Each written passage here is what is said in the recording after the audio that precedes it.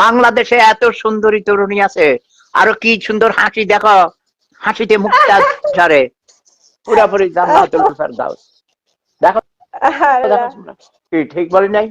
দেখি না তো তোমার, দেখা যাচ্ছে না। আর একটু ক্যামেরা পিছে নাও ভাইয়া, দেখা যায় না। লজ্জা লাগছে। কেন লজ্জার কি হলো? কোনো লজ্জা নেই।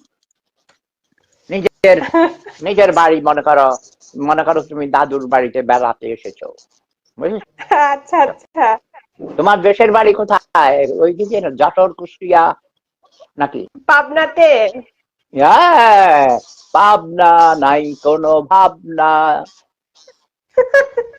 যদি হয় একটু ঢিলা, নিয়ে যাব খিলা, খিলা থেকে মেরে নিয়ে যাব পাবনা।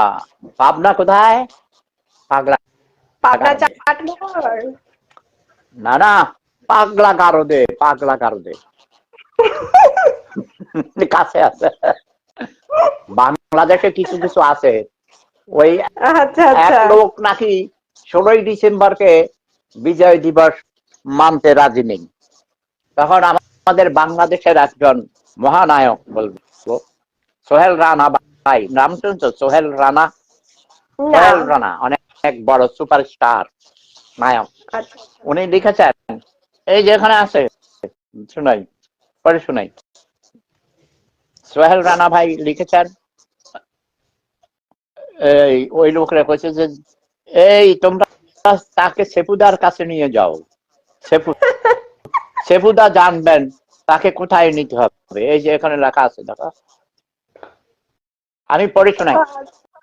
নতুন পাগলের আমদানি, ব্যারিস্টার, 16ই ডিসেম্বর আমাদের বিজয় দিবস উনি মানেন না। কেউ সেপুদাকে খবর দাও, ওকে কোথায় যেন পাঠাতে হবে?